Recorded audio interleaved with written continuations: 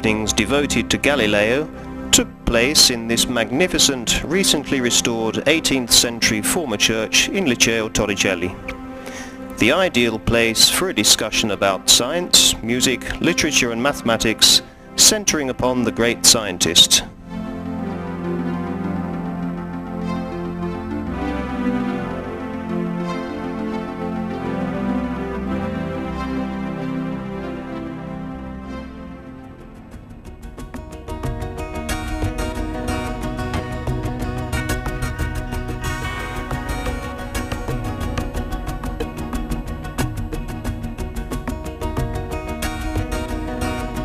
According to Aristotle, heavier objects fall faster than lighter objects. So it appears also to us in these experiments.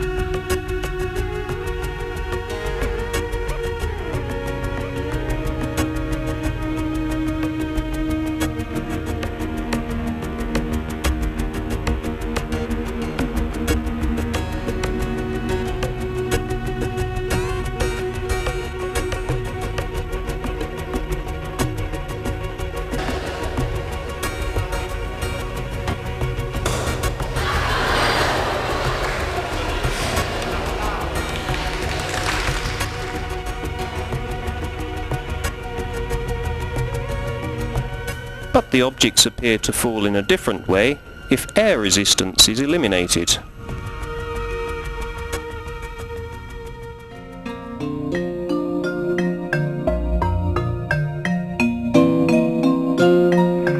in my left hand I have a feather, in my right hand a hammer.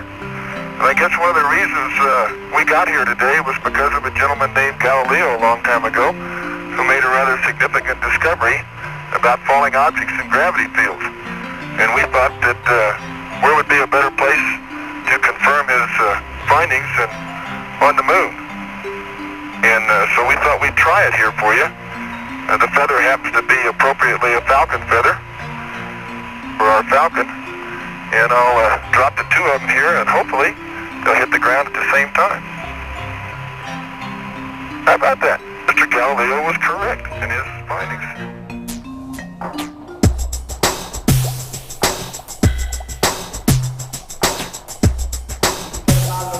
Along this plane we have put two different sets of bells. The first are separated equally one from the other. The second by distances proportional to the squares of the times. In this way you can distinguish the different sounds according to the different types of motion.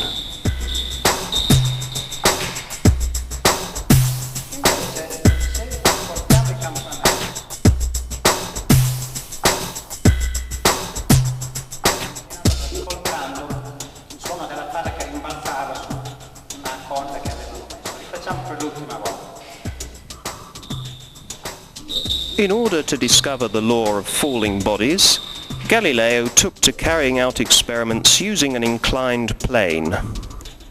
A piece of wooden molding or scantling, about 12 cubits long, half a cubit wide, and 3 finger breadth thick, was taken. On its edge was cut a channel a little more than 1 finger in breadth, having made this groove very straight, smooth and polished, and having lined it with parchment, also as smooth as polished as possible. We rolled along it a hard, smooth and very round bronze board. Having placed this board in a sloping position, by raising one end 1 or 2 cubits above the other, we rolled the board and For the measurement of time, we employed a large vessel of water placed in an elevated position. To the bottom of this vessel was soldered a pipe of small diameter, giving a thin jet of water, which you collect in a small glass during the time of each descent. Whether for the whole length of the channel or for part of its length, the water thus collected was weighted after each descent on a very accurate balance. The differences and ratios of these weights gave us the differences and ratios of the time.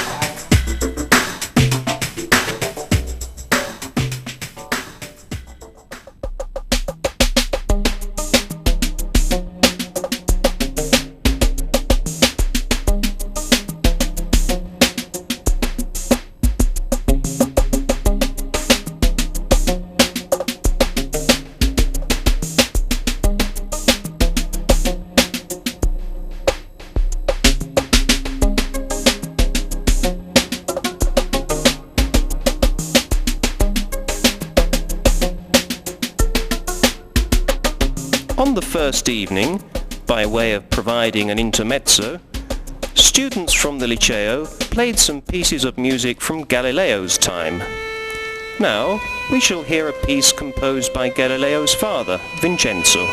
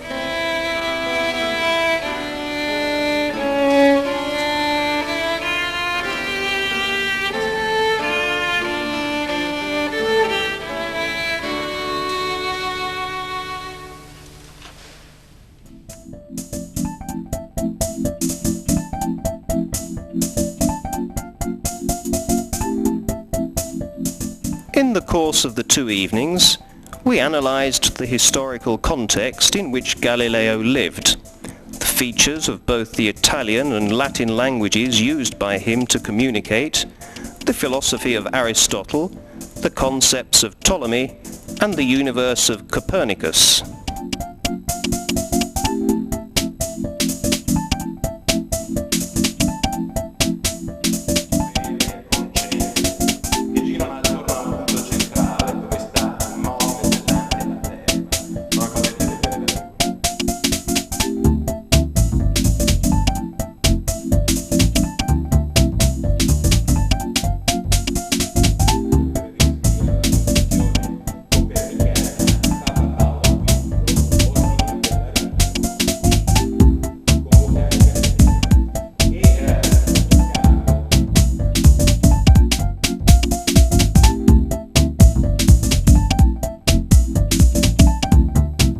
The subtlety of Galileo's mathematical reasoning was made clear to us in his various theorems, or the ability he demonstrated through estimating, by means of simple geometric reasoning, the height of the mountains on the moon.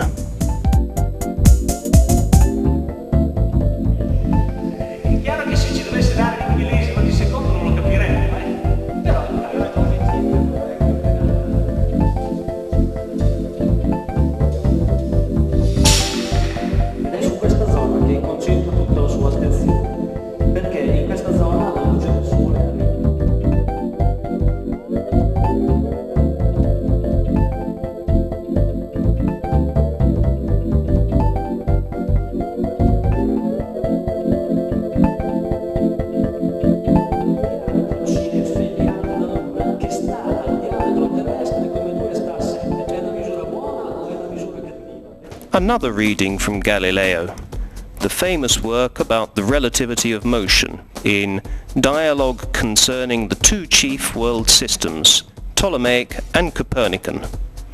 The ship, in his ideal experiments, would be for Galileo today the spaceship. And have with you there some flies, butterflies and other small flying animals. Have a large bowl of water with some fish in it.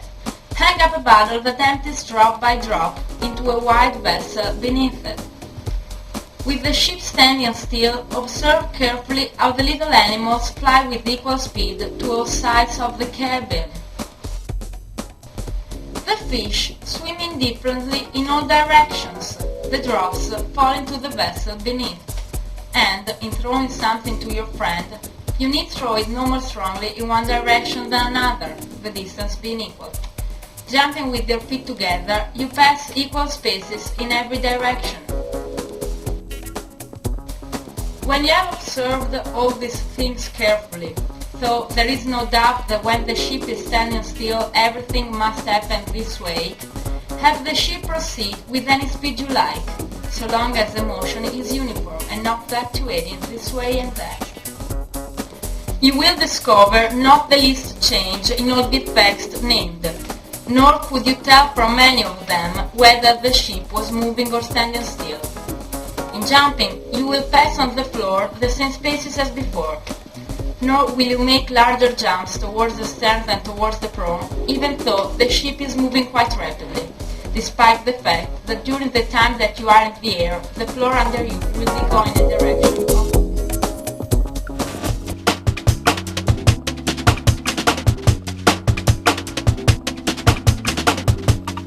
Galileo has contributed greatly to science, not only in his study of motion, but also in astronomy. Over the course of one of the evenings, the audience was able to study the sky directly through a telescope, observing Jupiter and its satellites. Hearing a description of the current state of knowledge about Jupiter, the audience was able to appreciate just how great this scientist from Pisa, the first architect of our knowledge about the planet, really was.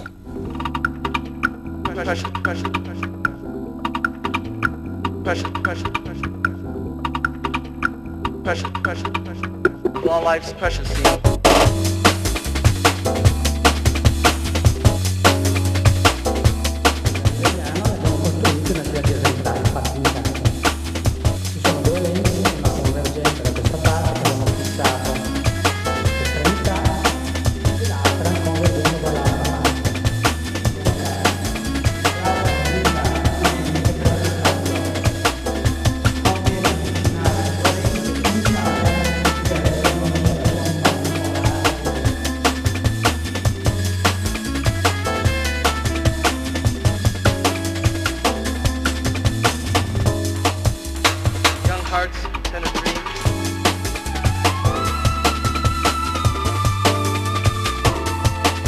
From a reading of Galileo's own account in Starry Messenger, the audience learnt how the great scientist arrived at the discovery of Jupiter's satellites. On the 7th day of January, in the present year 1610, in the first hour of the following night, when I was viewing the constellation of the heavens through a telescope, the planet Jupiter presented itself to my view, and, as I had prepared for myself a very excellent instrument, I noticed a circumstance which I had never been able to notice before, namely that 3 little stars, small but very bright, were near the planet, and although I believed them to belong to a number of fixed stars. With the aid of a computer and simulation software, we were able to reproduce the sky which Galileo observed and described in Starry Messenger, thus verifying his descriptions.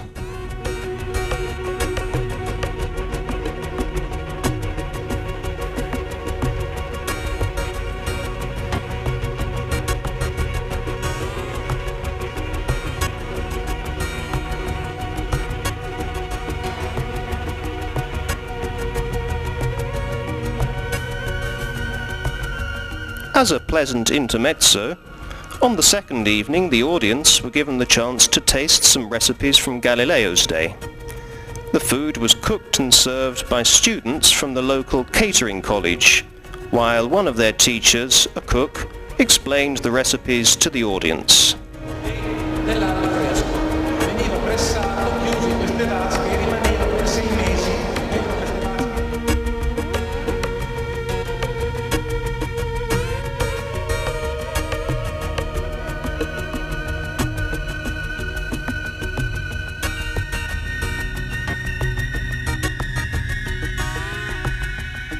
A final surprise for the audience on the second evening.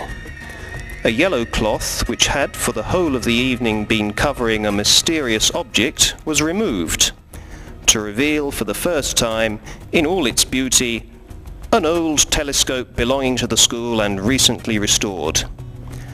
A very rare and valuable example of a Newtonian telescope.